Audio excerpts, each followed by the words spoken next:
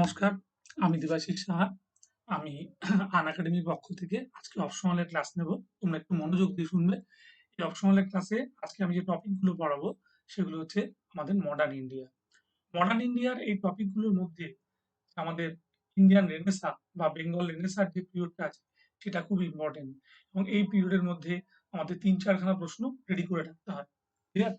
আচ্ছা, এই যে ৩-৪টে প্রশ্ন রয়েছে তার মধ্যে হচ্ছে ইয়ং বেঙ্গল মুভমেন্ট, বিদ্যাসাগর, তারপরে হচ্ছে কিভাবে এই বেঙ্গল রেনেসাঁটা সম্ভব হয়েছিল এবং রাজা রামমোহন রায়।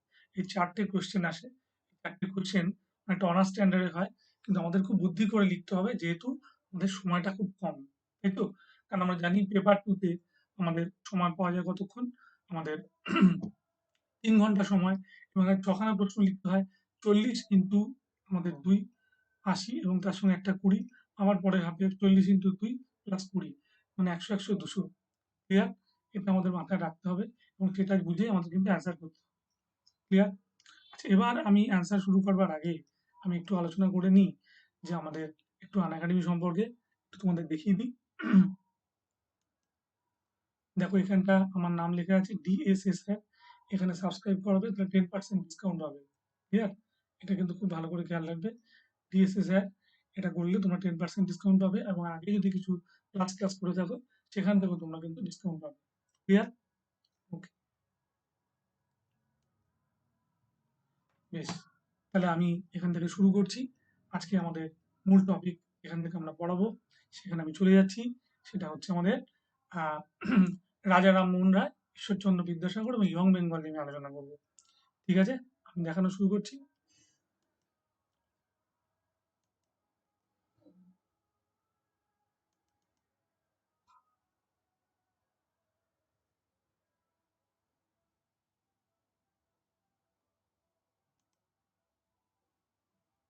ভালো করে একটু দেখো যা।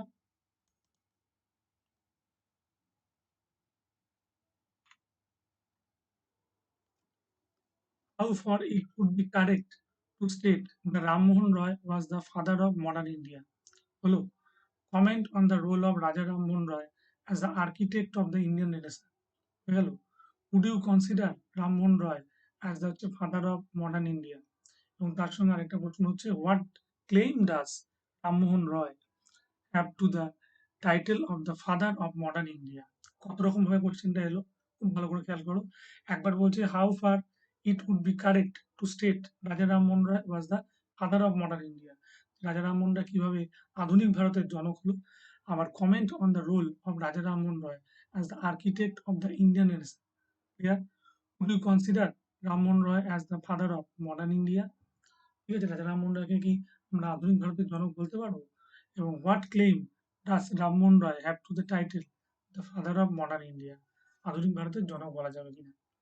কোশ্চেনটা বলবার আগে কতগুলো পয়েন্ট আমাদের মনে রাখতে হবে।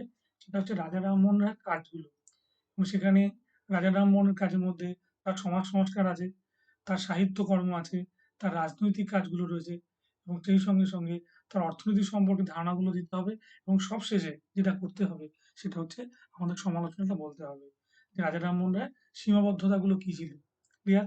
আমরা তো নিশ্চয়ই জানি যে রাজা রামমোহন রায় আমাদের ১৮১৫ সালে আমাদের কি করেছিল, আমাদের আত্মীয় সভা প্রতিষ্ঠা করেছিল এবং আত্মীয় সভা প্রতিষ্ঠা করার পরে আমরা দেখতে পাই ১৮২৮ সালে সেটা ব্রাহ্ম সভা এবং ব্রাহ্ম সভা থেকে ১৮৩০ সালে সেটা ব্রাহ্ম সমাজ নামে প্রতিষ্ঠিত হয়।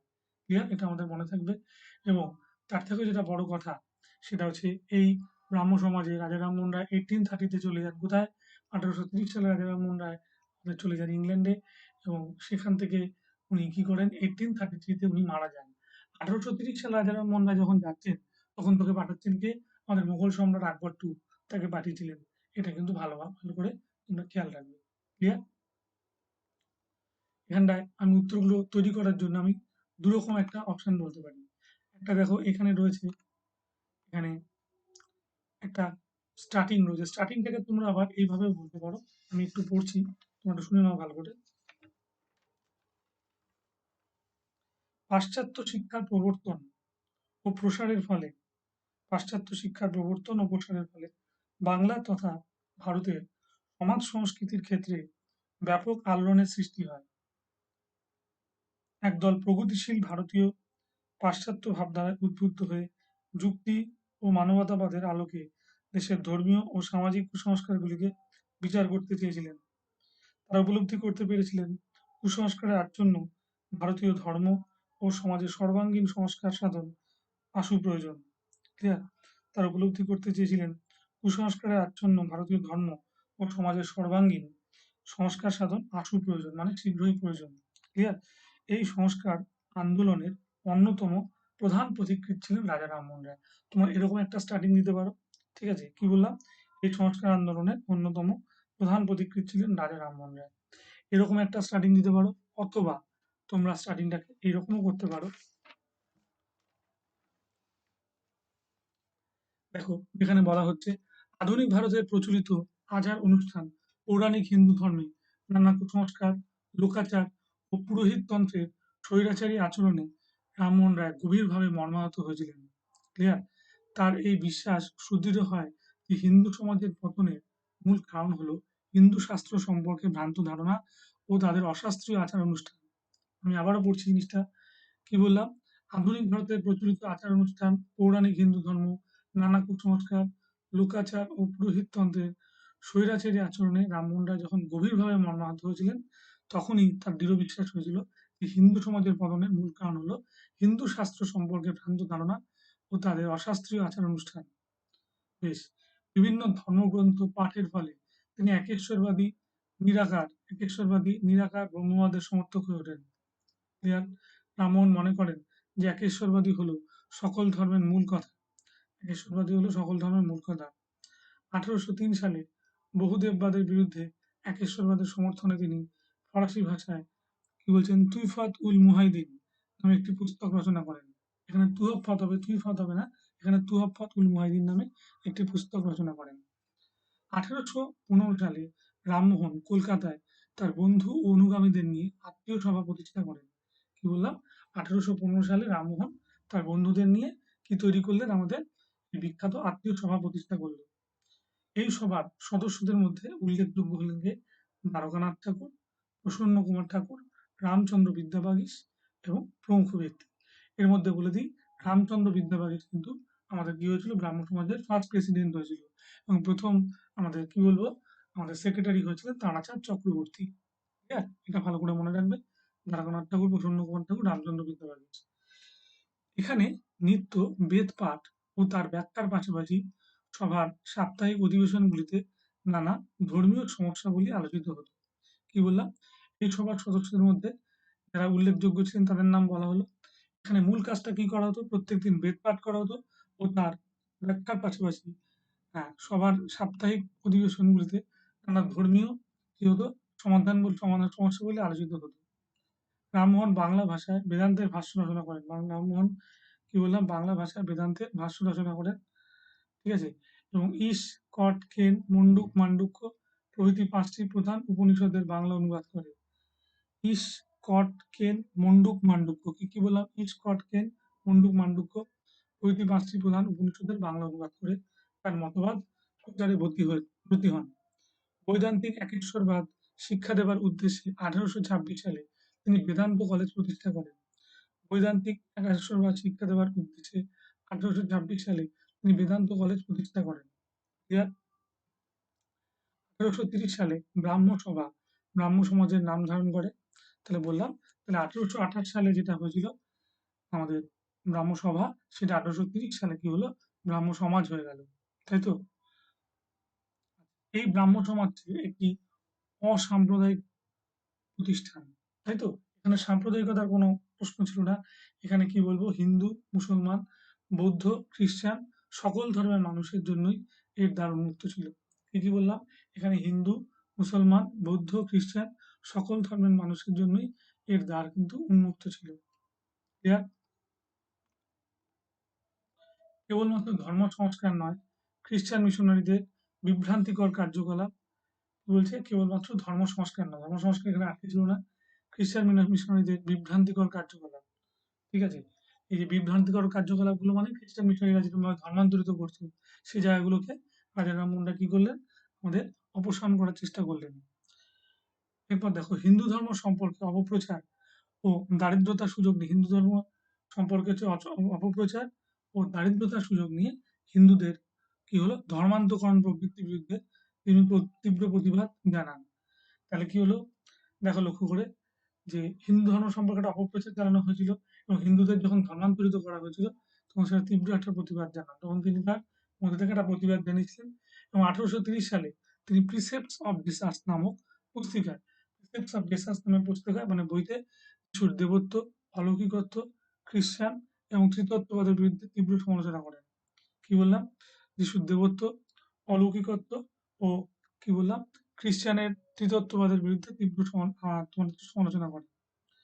এছাড়া তিনি অ্যাপিলস টু দ্য খ্রিস্টান পাবলিক ব্রাহ্মণ্যকাল ম্যাগাজিন পত্রিকায় মিশনারিদের হিন্দু ধর্ম সম্পর্কিত ও কুসংস্কারের উদাহরণ দেন। ক্লিয়ার? কি বললাম?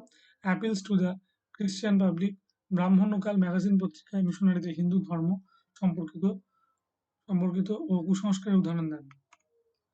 রামমোহনের সংস্কারমুক্ত যুক্তিবাদী মত হিন্দু সমাজে প্রচলিত বাল্যবিবাহ, বহুবিবাহ, কন্যাপণ, কৌলীন্য প্রথা, জাতিভেদ, অস্পৃশ্যতা, গঙ্গাসাগরে সন্তান নিক্ষেপ প্রভৃতি বহুবিধ সামাজিক কুপ্রথার কি করলেন? সামাজিক কুপ্রথার বিরুদ্ধে বিদ্রোহী হয়ে ওঠে। এখানে দেখা যাচ্ছে কি কি আমাদের ব্রাহ্মণ্যকাল ম্যাগাজিন পত্রিকায় মিশনারিদের হিন্দু ধর্ম সম্পর্কিত কুসংস্কারের উদাহরণ দেন। রামমোহনের সংস্কারমুক্ত যুক্তিবাদী যে মন ছিল তিনি হিন্দু সমাজে প্রচলিত বাল্যবিবাহ, বহুবিবাহ, উন্নাপন, কৌলীন্য প্রথা, জাতিভেদ, অস্পৃশ্যতা, গঙ্গাসাগরে সন্তান নিক্ষেপ প্রভৃতির বহুবিধ ও সামাজিক কি করলেন? কুপ্রথার বিরুদ্ধে উনি বিদ্রোহী হয়ে উঠলেন। তাহলে পর পয়েন্টগুলো ভালো করে লক্ষ্য করো। কি বলছে এখানে? একটা হচ্ছে বাল্যবিবাহ, ২ হচ্ছে এখানে বহুবিবাহ, ৩ কন্যাপণ এবং কৌলীন্য প্রথা, জাতিভেদ, অস্পৃশ্যতা, আমাদের গঙ্গাসাগরে সন্তান নিক্ষেপ প্রভৃতি বহুবিধ আমাদের সামাজিক কুপ্রথার বিরুদ্ধে বিদ্রোহী হয়ে ওঠে। বেশ ১৮১৮ সালে তিনি সতীদাহ প্রথার বিরুদ্ধে প্রতিবাদ জানাতে শুরু করেন। ১৮১৮ সালে তিনি সতীদাহ প্রথার বিরুদ্ধে প্রতিবাদ জানালেন এবং এই জনমত গঠনের রীতি হলো এক্ষেত্রে তিনি বাংলার ৩০০ জন বিশিষ্ট নাগরিকদের স্বাক্ষরিত এক আবেদনপত্র বড়লাট লর্ড বেন্টিংয়ের কাছে জমা দেন। কত বললাম আমি সংখ্যাটা? ৩০০ জন বিশিষ্ট নাগরিকদের স্বাক্ষরিত এক আবেদনপত্র বড়লাট লর্ড বেন্টিংয়ের কাছে উনি জমা দেন। ক্লিয়ার? ৩০০ সংখ্যাটা। এই প্রথা নিবারণ এবং এই উদ্দেশ্যে সংবাদ কৌমুদী পত্রিকায় কয়েকটি প্রবন্ধ রচনা করেন।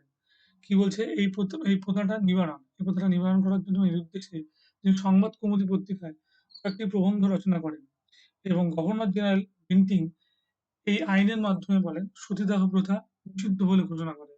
কি হলো? গভর্নর জেনারেল বেন্টিং এর আইনের মাধ্যমে সতীদাহ প্রথা নিষিদ্ধ বলে ঘোষণা করা হয়। হলো? রামমোহন রায় জাতিভেদ প্রথার প্রবল বিরোধিতায় তিনি এই প্রথার বিরুদ্ধে কি করলেন? বজ্রসূচি গ্রন্থের রচনা বাংলা অনুবাদ প্রকাশ করে তিনি অসমবর্ণ বিবাহকে মানে অসমবর্ণ হবে অসবর্ণ বিবাহকে সমর্থন করে। অসবর্ণ বলা হয় ভালো। ক্লিয়ার?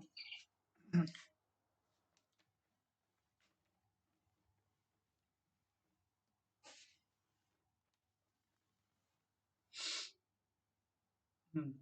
অসমবর্ণ বিবাহ। অসমবর্ণ বললে বা অসবর্ণ বললেও হয়। রামমোহন পাশ্চাত্য শিক্ষা বিস্তারে একজন উৎসাহী সমর্থক ছিলেন। মনে রাখতে হবে যে ওয়েস্টার্ন এডুকেশনটা এসেছিল রাজা রামমোহন রায় তার একজন উল্লেখযোগ্য কি বলবো উৎসাহী সমর্থক ছিল। তার কারণ তিনি তার পত্র-পত্রিকার মাধ্যমে এই জায়গাটা কিন্তু পরিষ্কার করেছিলেন যে তার মূল ভিশনটা কি। ঠিক আছে? আচ্ছা। তিনি নিজে ব্যয়ে কলকাতায় একটি ইংরেজি বিদ্যালয় পরিচালনা করতেন। নিজের খরচে একটা কলকাতায় ইংরেজি বিদ্যালয় চলত। ক্লিয়ার? যার পূর্ব নাম ছিল হচ্ছে অ্যাংলো হিন্দু স্কুল। যার আগের একটা নাম ছিল কি? Anglo Hindu school. এবং ডেভিড হেয়ার শিক্ষা বিস্তারের কাজে তিনি অন্যতম প্রধান সহায়ক ছিলেন। ঠিক আছে? যার আগের নামটা ছিল কি? Anglo Hindu school. Anglo Hindu school. David Hare শিক্ষা বিস্তারের কাজে তিনি অন্যতম প্রধান সহায়ক ছিলেন। হিন্দু ধর্মের সঙ্গেও তার নাম জড়িত ছিল। হিন্দু ধর্মের সঙ্গে তার নাম জড়িত ছিল। ১৮২৩ সালে লর্ড আমহার্স্টকে লিখিত এক বলতে পত্রে ভারতবর্ষে গণিত, প্রাকৃতিক বিজ্ঞান, রসায়ন, অস্ত্রবিদ্যা, পাশ্চাত্য দর্শন প্রভৃতি শিক্ষা দেওয়ার দাবি জানান। কি হলো? ১৮২৩ সালে লর্ড হামার্সকে লিখিত এক পত্রে যেটিতে ভারতবর্ষের গণিত, প্রাকৃতিক বিজ্ঞান, রসায়ন, ঠিক আছে, অস্ত্রবিদ্যা, পাশ্চাত্য দর্শন প্রভৃতি শিক্ষা দেওয়ার দাবি করেন। বেশ। রামমোহন দেশবাসীর অর্থনৈতিক সমস্যা সম্পর্কে সচেতন ছিলেন।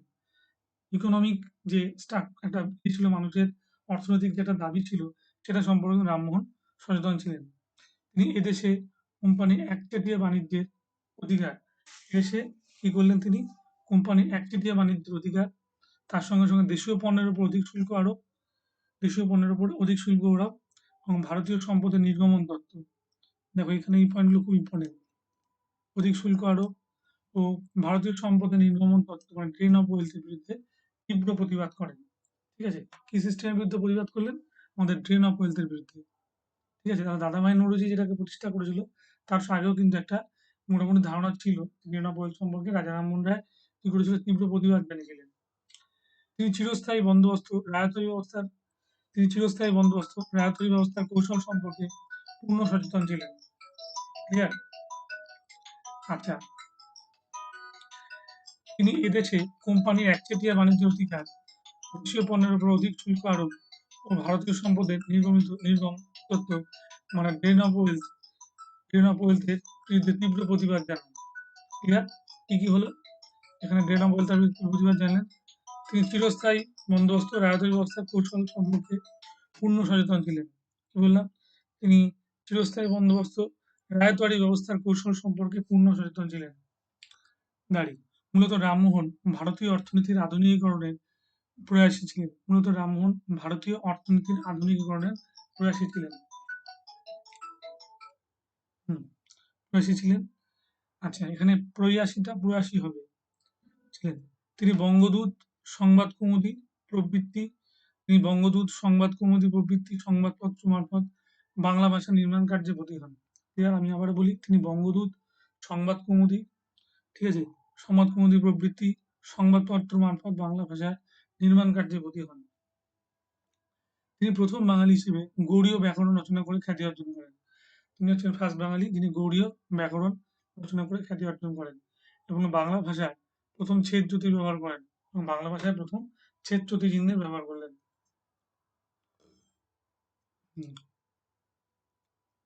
ব্রাহ্মণের সংস্কৃত শব্দের কম ব্যবহার করে বাংলা ভাষাকে সমৃদ্ধ করে তোলেন। ডক্টর ত্রিপুরা শঙ্কর সেনের মতে রামায়ণের রচনা বৈশিষ্ট্য হলো চিন্তাধারার সুস্পষ্ট অনাবশ্যক শব্দ বর্জন। ক্লিয়ার? ব্রাহ্মণের সংস্কৃত শব্দের কম ব্যবহার করে বাংলা ভাষাকে তিনি সমৃদ্ধ করে তোলেন। ডক্টর ত্রিপুরা শঙ্কর সেনের মতে রামমোহনের রচনা বৈশিষ্ট্য চিন্তাধারায় সুস্পষ্ট অনাবশ্যক শব্দ বর্জন। ক্লিয়ার? তার রচনায় কি হচ্ছে, একদম সিম্পল যেগুলো দরকার সেগুলো দরকার ছিল এবং কি বলবো, সুস্পষ্ট অনাবশ্যক শব্দ বর্জন মানে যেগুলো আমাদের কি বলবো আবশ্যিক নয় এরকম শব্দ উনি বর্জন করেছিলেন, করে বাংলা ভাষাটাকে চেষ্টা করেছিলেন সংস্কৃত থেকে বাংলা ভাষায় আনতে। এটা কিন্তু রাজা রামমোহন রায় পেলাম কি, তার পত্র পত্রিকা, বাংলা সাহিত্যের অবদান, এই পয়েন্টটার মধ্যে আমরা কিন্তু ক্লিয়ার করলাম। ঠিক আছে, এবং পাশ্চাত্য শিক্ষা বিস্তার সম্পর্কে তার ধারণাও কিন্তু এখান থেকে আমাদের পরিষ্কার হয়েছে। বেশ, ডক্টর বিপিন চন্দ্র বলেছেন যে রামমোহন ভারতে সাংবাদিকতার ক্ষেত্রে একজন অগ্রদূতের ভূমিকা নিয়েছিলেন। ঠিক আছে, বিপিন চন্দ্র কি বললেন, রামমোহন ভারতের সাংবাদিকতার ক্ষেত্রে একজন অগ্রদূতের ভূমিকা নিয়েছিলেন। তিনি বাংলা, ইংরেজি, হিন্দি ও ফার্সি ভাষায় সংবাদপত্র প্রকাশ করে অনূদিত ভারতবর্ষের সাংবাদিকতার জনক হিসেবে প্রতিষ্ঠিত হয়েছিলেন। কি বললাম, ডক্টর বিপিন চন্দ্র বলছেন রামমোহন ভারতের সাংবাদিকতার ক্ষেত্রে একজন অগ্রদূতের ভূমিকা নিয়েছিলেন। হলো, তিনি বাংলা, ইংরেজি, হিন্দি, ফার্সি ভাষায় সংবাদপত্র প্রকাশ করে আধুনিক ভারতবর্ষের সাংবাদিকতার জনক হিসেবে প্রতিষ্ঠিত হয়েছিলেন। হলো, ফাদার অফ মডার্ন আমরা কি বলবো, জার্নালিজমের প্রতিষ্ঠাতা কাকে বলা হয়, ফাদার অফ মডার্ন জার্নালিজম রাজা রামমোহন রায়কে আমরা বলি। তার একটি বিশিষ্ট ফার্সিতে লিখিত পত্রিকা হলো মিরাতুল আকবর। ঠিক আছে, তার ফার্সিতে লেখা একটা পত্রিকা হচ্ছে মিরাতুল আকবর। তিনি সংবাদপত্রের স্বাধীনতা ও স্বাধীন মতামত প্রকাশের স্বাধীন মতামত প্রকাশের আদর্শে বিশ্বাসী ছিলেন। ঠিক আছে, রামমোহন আধুনিক ভারতীয় রাজনৈতিক চিন্তাধারার জনক বলা হয়। রামমোহনকে আমরা কি বলি, আধুনিক ভারতীয় রাজনৈতিক ধারার চিন্তাধারা, ভারতবর্ষে প্রথম মডার্ন পলিটিক্স সম্পর্কে ধারণা কিন্তু রাজা রামমোহন রায় হয়েছিল। তিনি তদানীন্তন রাজনৈতিক চিন্তাধারায় রুশো, মন্তেস্কু, পম্পেইন প্রমুখদের তিনি কি বললাম, তিনি তদানীন্তনের রাজনৈতিক চিন্তাবিদ Rousseau, Montesquieu, Voltaire, Tom Paine প্রমুখদের চিন্তাভাবনার সঙ্গে পরিচিত ছিলেন। ক্লিয়ার? তিনি পেয়েছিলেন ভারতের শাসনভার কোম্পানির হাত থেকে ব্রিটিশ সরকার ও পার্লামেন্টের কাছে হস্তান্তরিত হোক। কি বললাম? তিনি পেয়েছিলেন ভারতের শাসনভার কোম্পানির হাত থেকে ব্রিটিশ সরকার ও পার্লামেন্টের কাছে তোমার কি হয়েছিল হস্তান্তরিত হোক। রামমোহন ক্ষমতা বিভাজন নীতির বিশ্বাসী ছিলেন। রামমোহন কি করলেন? ক্ষমতা বিভাজন, পাওয়ার অফ সেপারেশনের বিশ্বাসী ছিলেন এবং আইন বিচার বিভাগ ও শাসন বিভাগের পৃথক কার্যকলাপের উপর গুরুত্ব আরোপ করতেন। কি বললাম? রামমোহন ক্ষমতা বিভাজন মানে পাওয়ার অফ সেপারেশন নীতির বিশ্বাসী ছিলেন এবং আইন বিচার বিভাগ ও শাসন বিভাগের পৃথক কার্যকলাপের উপর গুরুত্ব দিতেন। ক্লিয়ার? বিচার বিভাগ ও শাসন বিভাগের পৃথক কার্যকলাপের উপর গুরুত্ব আরোপ করতেন। ডক্টর বিপিন চন্দ্রের মতে রামমোহন ভারতের নবজাগ্রত জাতীয়তাবোধের অন্যতম প্রতিনিধি হয়ে উঠেছিলেন। কি বললেন বিপিন চন্দ্র? রামমোহন ভারতীয় নবজাগ্রত জাতীয়তাবোধের অন্যতম প্রতিনিধি হয়ে উঠেছিলেন। ঠিক আছে? তিনি দেওয়ানি ও ফৌজদারি আইন লিপিবদ্ধ করার প্রস্তাব দেন। ও ফৌজদারি আইন লিপিবদ্ধ করার প্রস্তাব দেন ও বিচারের ক্ষেত্রে ভারতীয় ও ইউরোপীয়দের জন্য এক আইন প্রণয়ন, বিচার বিভাগ, শাসন বিভাগে পৃথকীকরণ এবং আদালতে ফার্সি ভাষার পরিবর্তে ইংরেজি ভাষা চালু পরামর্শ দেন। কি বললেন বিপিন চন্দ্র? বলছেন রামমোহন ভারতের নবজাগ্রত জাতীয়তাবোধের অন্যতম প্রতিনিধি হয়ে উঠেছিলেন। ঠিক আছে? নবজাগ্রত জাতীয়তাবোধের একমাত্র প্রতিনিধি। তিনি দেওয়ানি, ফৌজদারি আইন লিপিবদ্ধ করার প্রস্তাব দেন। কি আইন বললাম? দিওয়ানি এবং ফৌজদারি আইন লিপিবদ্ধ করার প্রস্তাব দেন ও বিচারের ক্ষেত্রে ভারতীয় ও ইউরোপীয়দের জন্য এক আইন প্রণয়ন করে কি করলেন? বিচার বিভাগ, শাসন বিভাগের পৃথকীকরণের জন্য আপনার ফার্সি ভাষার পরিবর্তে ইংরেজি ভাষা চালুর পরামর্শ দিলেন। তাহলে বোঝা গেল কিভাবে চেঞ্জটা হলো? বিচারের ক্ষেত্রে ভারতীয় ও ইউরোপীয়দের জন্য এক আইন প্রণয়ন করলো। এক আইন প্রণয়ন করে বিচার বিভাগ, শাসন বিভাগের পৃথকীকরণ, বিচার বিভাগ আর শাসন বিভাগের পৃথক করলো, সেপারেশন করলো এবং আদালতে আমাদের ফরাসি ভাষার পরিবর্তে ইংরেজি ভাষা চালুর পরামর্শ দিল। ক্লিয়ার? শাসন বিভাগের পৃথকীকরণ এবং আদালতে দেখো ফার্সি ভাষার পরিবর্তে ইংরেজি ভাষা যখন চালু হলো সেখানে কিন্তু পাশ্চাত্য শিক্ষার একটা উন্নতি ঘটলো। তাই তো? এবং ইউরোপীয়দের যে ল্যাঙ্গুয়েজ ইংরেজি ভাষা সেটাও কিন্তু আমাদের দেশে অ্যাপ্লিকেবল হলো। তারপর চলে যাই। রামমোহন রায় আন্তর্জাতিক আদর্শে বিশ্বাসী ছিলেন ও তার ভারতবর্ষের তিনি প্রথম আন্তর্জাতিক ঘটনাবলীর গুরুত্ব অনুধাবনে সক্ষম হয়েছিলেন। এই জায়গাটা একটু দেখবে যে তার কি বলবো কারেন্ট অ্যাফেয়ার্স, ঠিক আছে? মানে বা ইন্টারন্যাশনাল অ্যাফেয়ার্স সম্পর্কে তার ধারণা। রামমোহন রায় আন্তর্জাতিক আদর্শে বিশ্বাসী ছিলেন ও তার ভারতবর্ষের তিনি প্রথম আন্তর্জাতিক ঘটনাবলীর গুরুত্ব অনুধাবনে সক্ষম হয়েছিলেন। তার এই বিশ্বজোড়া মনোভাবের জন্য ভাস্কর আচার্য ব্রজেন্দ্রনাথ শীল তাকে বিশ্বমানব এবং দিলীপ কুমার বিশ্বাস তাকে বিশ্ব পথিক বলে অভিহিত করেছেন। ঠিক আছে? কি নাম বললাম? বিশ্বজনীন মনোভাবের জন্য ভাস্কর আচার্য ব্রজেন্দ্রনাথ শীলকে তাকে বিশ্বমানবের এবং দিলীপ কুমার বিশ্বাস বিশ্ব পথিক বলে অভিহিত করেছেন। একজন বলছে ব্রজেন্দ্রনাথ শীল তাকে বলছে বিশ্বমানব, আর সুশীল কুমার দে তাকে কি বলছে? সুশীল কুমার দে দিলীপ কুমার বিশ্বাস বলছে তোমার হলো ব্রজেন্দ্রনাথ শীল বলছে বিশ্বমানব এবং দিলীপ কুমার বিশ্বাস বিশ্ব পথিক বলে মনে করেন। ঠিক আছে? দুজনের দুটো মত। বুঝলে? আচ্ছা, এবার দেখো তারপরে কিশোরীচাঁদ মিত্র, ব্রজেন্দ্রনাথ শীল, রবীন্দ্রনাথ ঠাকুর, গান্ধীজি সকলেই তার প্রতি গভীর শ্রদ্ধা জ্ঞাপন করেছেন। কি নাম এখানে বলা হলো? কিশোরীচাঁদ মিত্র, ব্রজেন্দ্রনাথ শীল, রবীন্দ্রনাথ ঠাকুর, গান্ধীজি সকলেই তার প্রতি শ্রদ্ধা জ্ঞাপন করেছেন। অপরদিকে রমেশচন্দ্র মজুমদার শিক্ষা, ধর্ম সমাজ শিক্ষা ও আধুনিকতার অগ্রদূত হিসেবে রামমোহনের সকল প্রচার ও কৃতিত্বকে অস্বীকার করেছেন। ঠিক আছে? দেখে নাও।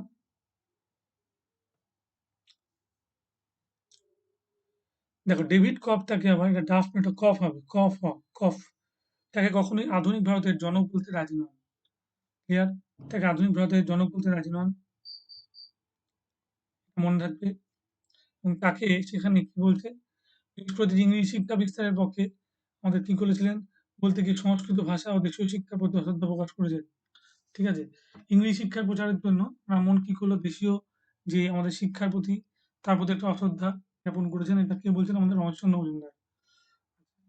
তিনি অবাধ বাণিজ্যের তিনি অবাধ বাণিজ্যের সমর্থক ছিলেন, কিন্তু এর ফলে কুটির শিল্প যে ধ্বংস হয়ে যাবে তা তিনি কোনো মতেই প্রকাশ করেননি।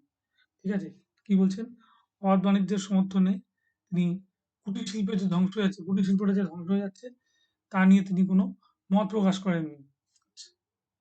এছাড়া অতিরিক্ত ইংরেজি শিক্ষার বিস্তার এছাড়া অতিরিক্ত ইংরেজি শিক্ষার বিস্তার সকলেই তাকে তোমার কি হলো জাতীয়তা বিরোধী বলে মনে করেছেন।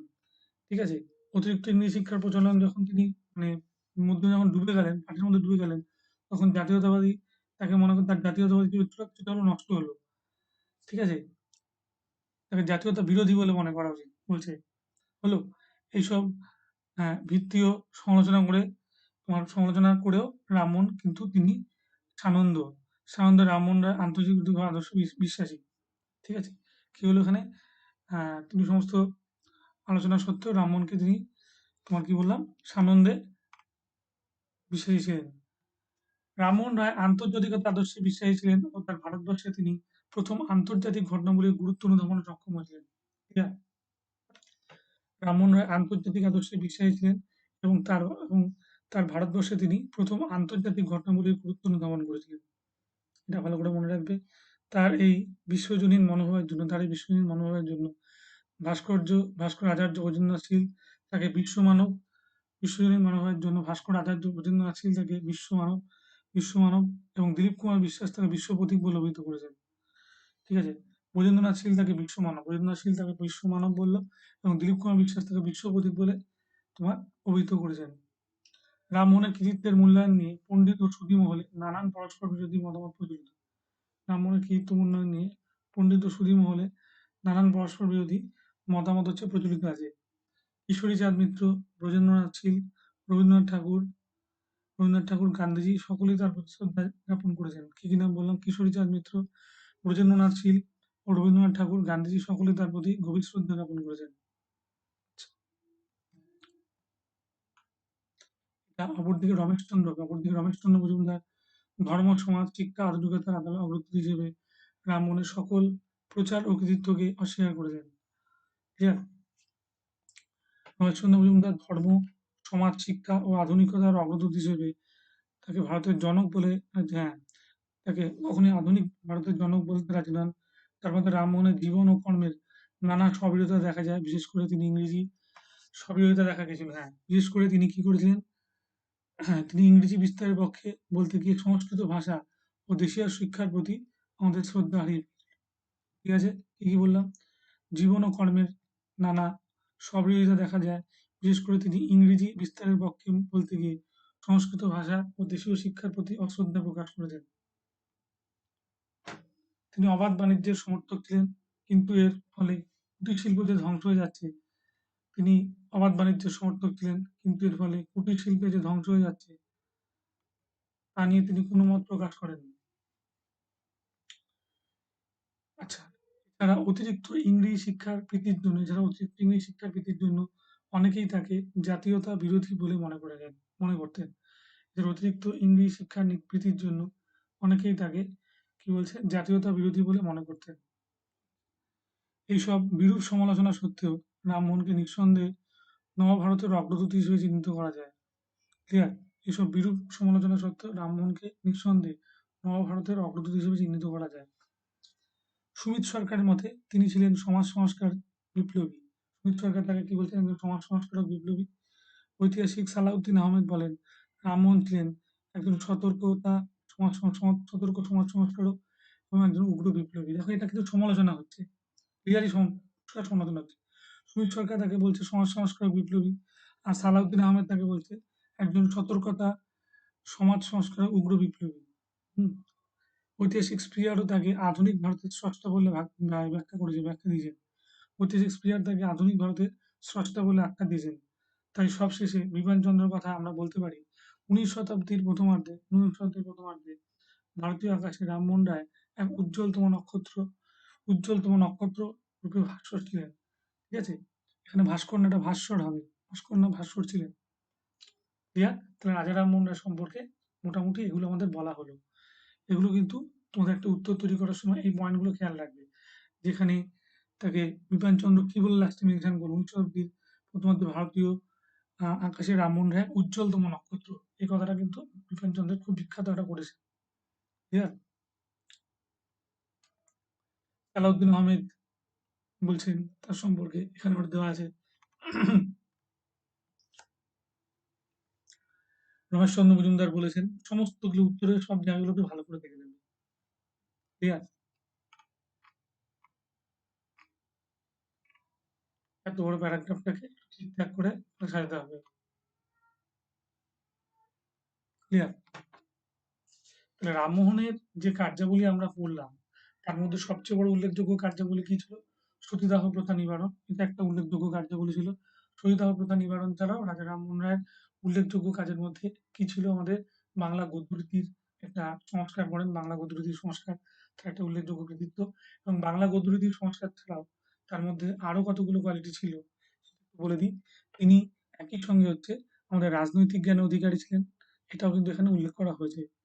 বইগুলো একটু ভালো করে দেখে নেবে। এবার দেখো মেইন পয়েন্টগুলো একটু বলে দিচ্ছি। 1815 সালে রামমোহন কলকাতায় তার বন্ধু অনুগামীদের নিয়ে আত্মীয়সভা প্রতিষ্ঠা করেন। এটা একটা ইম্পর্টেন্ট পয়েন্ট। ইস্কট, কেন, মান্ডুক্য প্রভৃতি 5টি প্রথার উপনিষদে বাংলা অনুবাদ করেন। এটা একটা ভালো করে দেখবে, এটা ইম্পর্টেন্ট। হিন্দু ধর্ম সম্পর্কে অপপ্রচার নিয়ে, কুষাণদের নিয়ে, হিন্দুদের ধর্মান্তকরণ প্রভৃতির বিরুদ্ধে তিনি তীব্র প্রতিবাদ জানান। এটা কিন্তু ভালো করে খেয়াল করবে। যেখানে যেখানে আমি মেনশন করে দিচ্ছি এই জায়গাগুলো একটু ভালো করে দেখবে। এবার এখানে সালগুলো 1820 সালে তিনি প্রিসেপ্টস অফ জেসাস এই বইটা, যীশু খ্রিস্টের দেবত্ব, অলৌকিকত্ব, খ্রিস্টান অতিতত্ত্ববাদের বিরুদ্ধে তীব্র সমালোচনা করেন। তাছাড়া তিনি appeals to the Christian public বলেও কিন্তু তিনি কি করেন, একটা তোমার বই লেখেন। ঠিক আছে? ব্রাহ্মণ্যকাল ম্যাগাজিন পত্রিকা মিশনারিদের হিন্দু ধর্ম সম্পর্কিত কুসংস্কারের উদ্যোগ নেন। ঠিক আছে? আচ্ছা, কৌলিন্য প্রথা, জাতিভেদ, অস্পৃশ্যতা, গঙ্গাসাগরে সন্তান নিক্ষেপ প্রভৃতি বহুবিধ সামাজিক কুসংস্কার কুপ্রথার বিরুদ্ধে বিদ্রোহী হয়ে ওঠে। 1818 সালে তিনি সতীদাহ প্রথার বিরুদ্ধে প্রতিবাদ জানাতে শুরু করেন ও জনমত গঠনে ব্রতী হন। এক্ষেত্রে তিনি বাংলার 300 জন বিশিষ্ট নাগরিকদের স্বাক্ষরিত এক আবেদনপত্র বড়লাট বেন্টিংয়ের কাছে জমা দেন। এই পয়েন্টটা ইম্পর্টেন্ট। এই জায়গাটা 300 জন বিশিষ্ট নাগরিকদের সাংস্কৃতিক ও আবেদনপত্র বড়লাট লর্ড বেন্টিং তার কাছে জমা দিলেন। এই একটা ইম্পর্টেন্ট পয়েন্ট। এছাড়া এই যে সংবাদ কৌমুদী, এই পত্রিকাগুলো, আচ্ছা, এখানে কি অ্যাংলো হিন্দু স্কুল, এই বইটা ভালো করে দেখবে একটু। ক্লিয়ার? গ্রিন অফ ওয়েলথের তীব্র প্রতিবাদ করেন, এই পয়েন্টটা মনে রাখবে।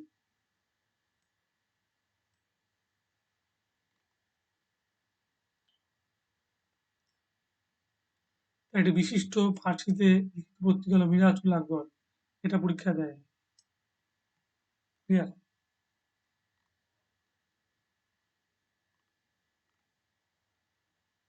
রামমোহন রায় আন্তর্জাতিকভাবে আদর্শ বিশ্বাসী ছিলেন ও তার ভারতবর্ষে তিনি প্রথম আন্তর্জাতিক ঘটনাবলীর গুরুত্ব অনুধাবনে সক্ষম হলেন। এই পয়েন্ট আন্ডারলাইন করবে।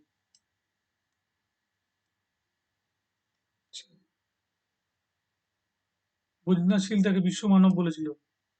ঠিক আছে? দিলীপ কুমার বিশ্বাস তাকে বিশ্বপতি বলে রেখেছে। দুজনেই দুটো মত কিন্তু ভালো করে মনে রাখতে হবে। ক্লিয়ার?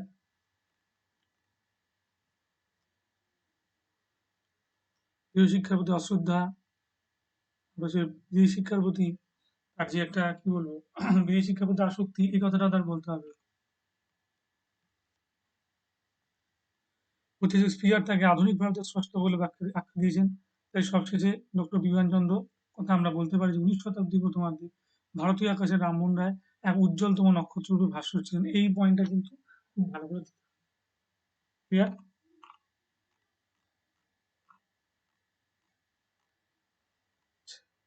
এখানে আমি আরেকটা কোশ্চেন নিয়ে একটু আলোচনা করবো আজকে, সেটা হচ্ছে ইয়ং বেঙ্গল। ইয়ং বেঙ্গল মুভমেন্টটা ভালো করে বুঝতে হবে। ইয়ং বেঙ্গল মুভমেন্টের আলোচনাটা আমি সামনের দিন করবো। ইয়ং বেঙ্গল মুভমেন্টের যিনি তোমার মূল কর্মকর্তা তিনি হচ্ছেন ডিরোজিও, এবং ডিরোজিওর এই ইয়ং বেঙ্গল 1827-এ মানে 1827 সালে এই মুভমেন্টটা শুরু হয়। এবং ইয়ং বেঙ্গলের পক্ষ থেকে মানে ডিরোজিওর ইয়ং বেঙ্গলের পক্ষ থেকে একটা কি বলবো একটা আলোচনা সভা, তর্ক বিতর্ক সভা ছিল, যার নাম ছিল একাডেমিক অ্যাসোসিয়েশন। এটা ভালো করে দেখবে। ক্লিয়ার?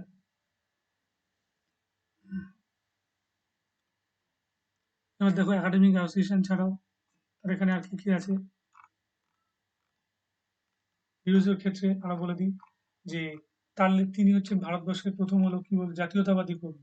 তার ফকির অফ ঝাঙ্কিরা, ঠিক আছে, আর India is my native land, এই দুটো কিন্তু জাতীয়তাবাদের কবির আখ্যা দিয়েছিল। এবং জুভেনিস, এই জুভেনিস ছদ্মনামে কিন্তু উনি লিখতেন। জুভেনিস, মনে রাখবে জুভেনিস ছদ্মনামটা কার ছিল? আমাদের ডিরোজিওর ছিল।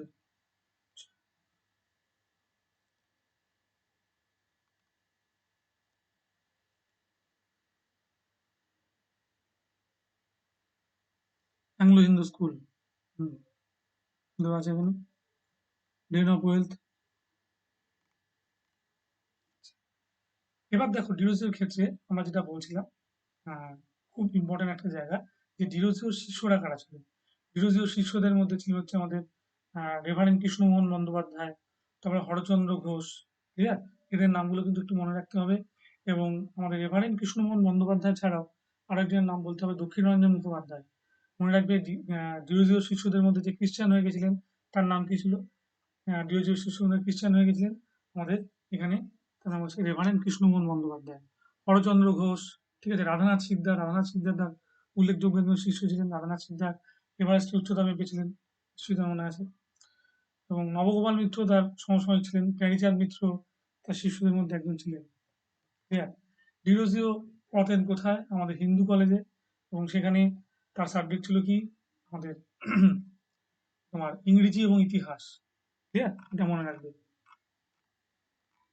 এবং সেটা পড়িয়ে কিন্তু তিনি খুব খ্যাতি অর্জন করেছিলেন, ইংরেজি ও ইতিহাস পড়িয়ে। ঠিক আছে, এবার দেখো ডিরোজিও 1831 সালে আমাদের কলেজ থেকে এক্সপেল করা হয় তাকে। এবং 1831 সালে এক্সপেল করার পরে কি হয় আমরা দেখতে পারি। এবং তিনি সেই সময় কিন্তু আবার কি দেন আমাদের তার রেজিগনেশনটাও দিয়ে দেন, বরখাস্ত পত্র। এবং সেই সঙ্গে সঙ্গে কি হয়, কলেরা রোগে মাত্র আমাদের 1809 থেকে 1831 মানে 21 বা 22 বছর বয়সে তার মৃত্যু হয়।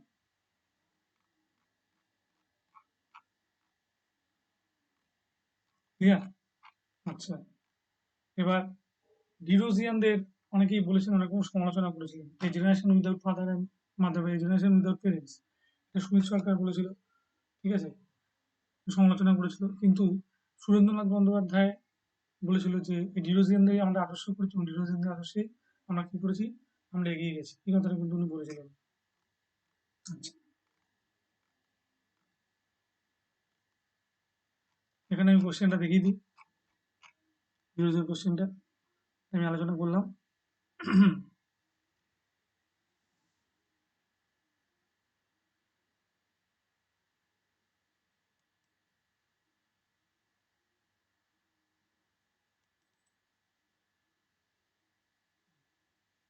এখানে কিছুটা আমরা এখন দেখিয়েছি। এখানে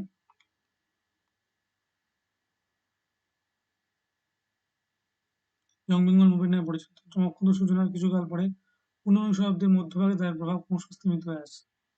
ক্লিয়ার? ইয়ং বেঙ্গল আন্দোলনের কেন্দ্রবিন্দু হেনরি লুই ভিভিয়ান ডিরোজিওর জন্ম কলকাতার ইউরেশিয়া অর্থাৎ ইঙ্গ ভারতীয় পরিবারে।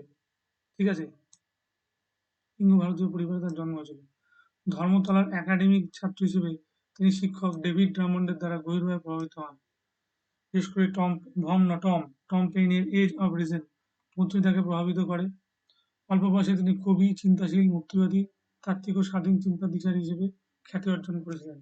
হলো, শিক্ষান্তে তিনি জেমস স্কট অ্যান্ড কোম্পানি নামে এক সওদাগরি অফিসে কাজ নেন, কিন্তু মনঃপূত না হয়ে ভাগলপুরে মাতুলা নীলকুঠিতে যোগ দেন। এখানে তিনি দ্য ফকির অফ ঝাঁকিরা এবং টু ইন্ডিয়া নেটিভ ল্যান্ডের মতো কবিতা আমাদের উপহার দেন। এই যেখানে দুটো জায়গায় শিবনারায়ণ রায় ইভি ম্যাচ ভারতবর্ষের প্রথম জাতীয়তাবাদী কবি বলেছিল। ঠিক আছে, দের মনে রাখবে ইডব্লিউ ম্যাচ তাকে কিন্তু বলেছিল ভারতের জাতীয়তাবাদী কবি। ফরাসি বিপ্লবের মানবিক আদর্শ এবং Voltaire, Hume, Bacon, Locke, Tom Paine প্রমুখ পাশ্চাত্য দার্শনিকদের যুক্তিবাদী দর্শনের প্রতি ডিরোজিওর প্রচুর অনুরাগ ছিল। ঠিক আছে, এটা একটা মনে রাখতে হবে যে কাদের কাদের লেখার উপরে ডিরোজিওর একটা অনুরাগ ছিল। 1826 খ্রিস্টাব্দে মাত্র 17 বছর বয়সে তিনি হিন্দু কলেজের ইতিহাস ও ইংরেজি সাহিত্যের শিক্ষক হিসেবে যোগ দেন।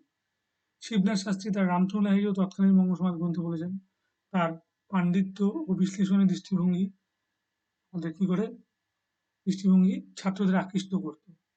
ঠিক আছে? এটা ভালো করে একটু মনে রাখবে।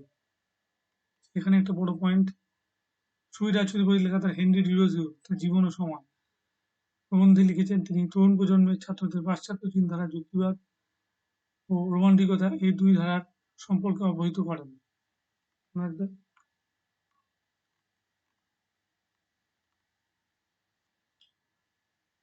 বিচ্ছিন্ন জীবন নিরাপত্তা খুঁজে পান এবং এদের মধ্যে উল্লেখযোগ্য হলেন রাধানাথ সিকদার। তিনি হচ্ছে সার্বিক জেনারেল অফিসে চাকরিযুক্ত হন এবং পরবর্তীকালে এভারেস্টে উচ্চতাভাবে বিখ্যাত হয়ে যান। প্যারিচাঁদ মিত্র গ্রন্থাগারে যোগদান এবং শ্রীকৃষ্ণ মল্লিক, গোবিন্দচন্দ্র বসাক ডেপুটি ম্যাজিস্ট্রেট পদে যোগ দেন। এখানে তাদের পরের পরিণতিগুলো কি হয়েছে এখানে কিন্তু সেটা বলা আছে।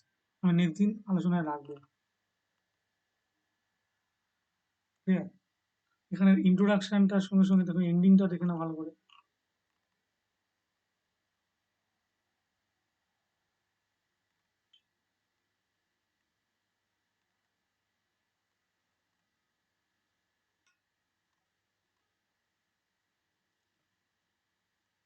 সামগ্রিকভাবে ঊনবিংশ শতকে যে নবজাগরণের সূত্রপাত হয়েছিল তার ভিত্তিটা ছিল নরবরে।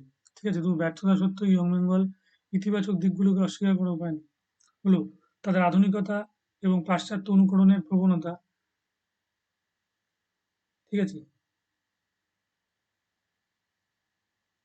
আচ্ছা, বললাম তার ভিত্তিতে নড়বড়ে, তবে ব্যর্থতা সত্ত্বেও ইয়ং বেঙ্গল ইতিবাচক দিকগুলোকে অস্বীকার করার উপায় নেই।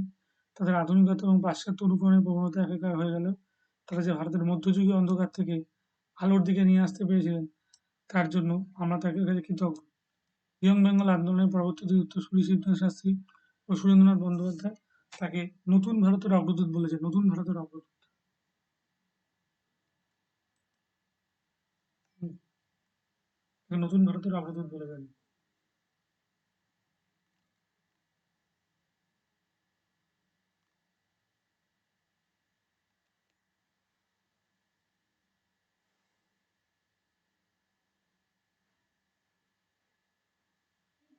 হুম, ক্লাস চলছে।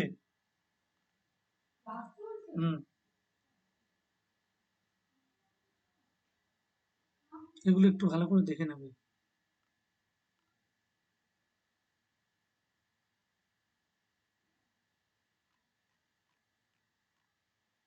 ডিরোজিওর এই জায়গাটাকে একটু ভালো করে রাখলে ভালো হয়।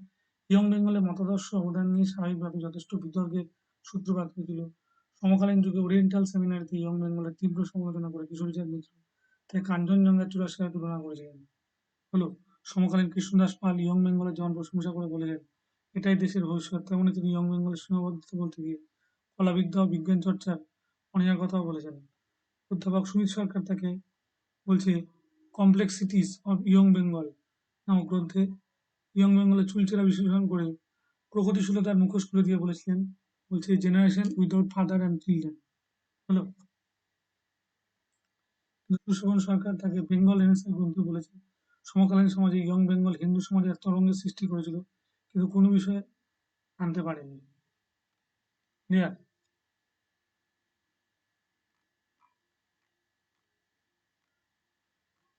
এই জায়গাগুলো ভালো করে একটু দেখবে।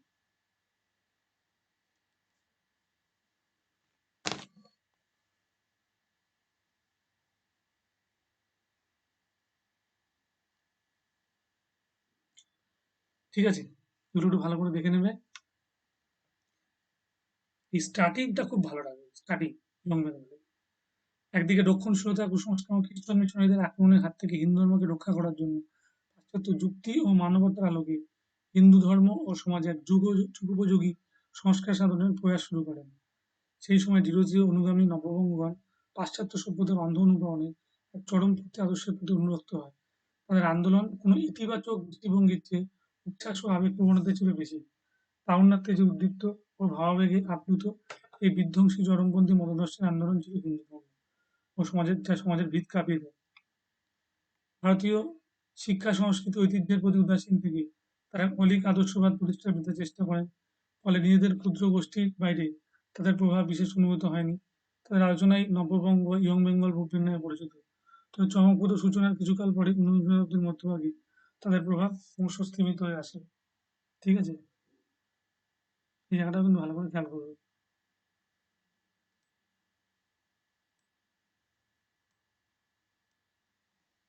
ঠিক আছে?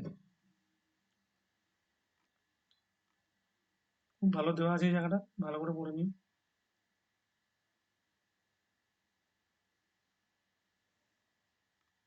যাই হোক, এখানটা বললাম, এখানে বইগুলোর নাম আছে ইজ অফ রিজন, ঠিক আছে, জেমস স্কট অ্যান্ড কোম্পানি, সব the Fakir of Jungheera, to India native land, এগুলো সব দেওয়া আছে এখানে।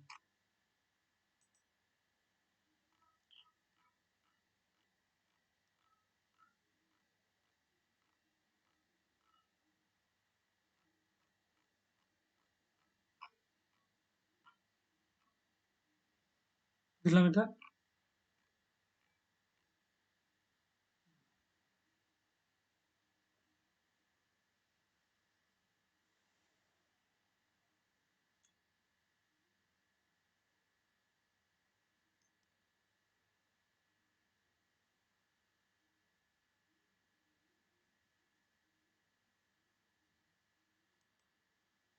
এতক্ষণ আমরা তাহলে আলোচনা করলাম আমাদের রাজা রামমোহন রায়, ইয়ং বেঙ্গল এবং বিদ্যাসাগর আগের সপ্তাহে আলোচনা করেছিলাম। এই দুটো কোশ্চেন নিয়ে আলোচনা করলাম। আমি তোমাদেরকে উত্তরগুলো একটা আস্তে আস্তে এগুলো লেখার কৌশলটা একটু দেখিয়ে দেবো, তোমরা সেটাকে ভালো করে ফলো করবে। ঠিক আছে? আবারও বলে দিই, যারা এখনো পর্যন্ত ভর্তি হওনি তারা ইউটিউব ভার্সন দেখছো আনএকাডেমিকে সাবস্ক্রাইব করে নাও, এবং সাবস্ক্রাইব করার জন্য তোমাদের এই রেফারেল কোডটা দেখিয়ে দিচ্ছি। ডিএসএস অ্যাপ, 10% ডিসকাউন্ট তোমরা পাবে, এটাকে কিন্তু তোমরা ফলো করার চেষ্টা করো। ঠিক আছে? আচ্ছা, এইবার পরবর্তী দিকে আলোচনা যেগুলো থাকবে, যেমন জাতীয় কংগ্রেস, ঠিক আছে, নরমপন্থী জনপন্থীদের প্রভাব, ঠিক আছে, এই জায়গাগুলো নিয়েও আমি একটু একটু করে আলোচনা করবো তোমাদের।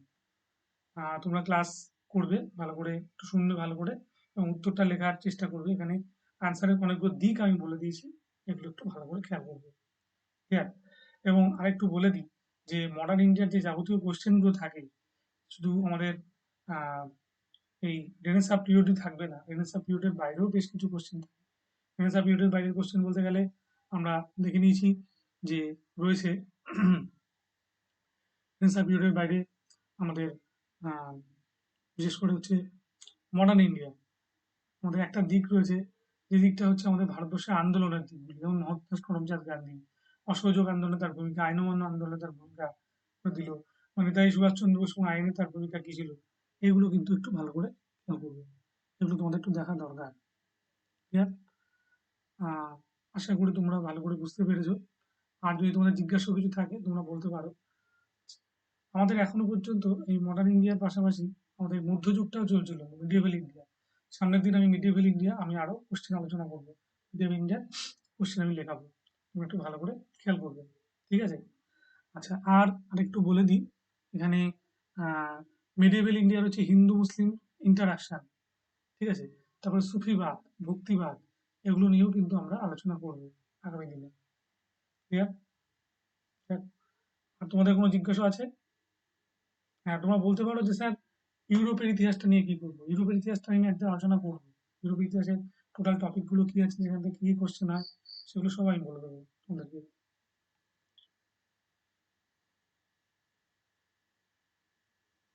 আচ্ছা, তার আগে আরেকটু বলে দিই, আমাদের কত কোশ্চেন, কি কতগুলো লিখতে হবে নিয়ার অ্যাবাউট আমাদের মডার্ন ইন্ডিয়ার জন্য, আমাদের কোশ্চেন রেডি রাখতে হবে, 30টার মতো কোশ্চেন রেডি রাখতে হবে, 25 থেকে 30টা কোশ্চেন আমরা রেডি রাখতে পারলে আমরা কিন্তু সাজেশনে আরো কভার পাবো। ঠিক আছে? এটা একটু ভালো করে খেয়াল করবে, এবং সেখানে আমি কিছু কোশ্চেন তোমাদের মতো বলেও দিতে পারি। Young Bengal, 19th century period, এগুলো একটু দেখবে। আমাদের প্রার্থনা সমাজ, ঠিক আছে, আমাদের প্রার্থনা সমাজ, তারপরে হচ্ছে প্রাচ্য পাশ্চাত্য বিতর্ক, এগুলো একটু ভালো করে দেখে নেবে, এগুলো থেকে কিন্তু কোশ্চেন আছে। ঠিক আছে? ওকে, শেষ করলাম তাহলে।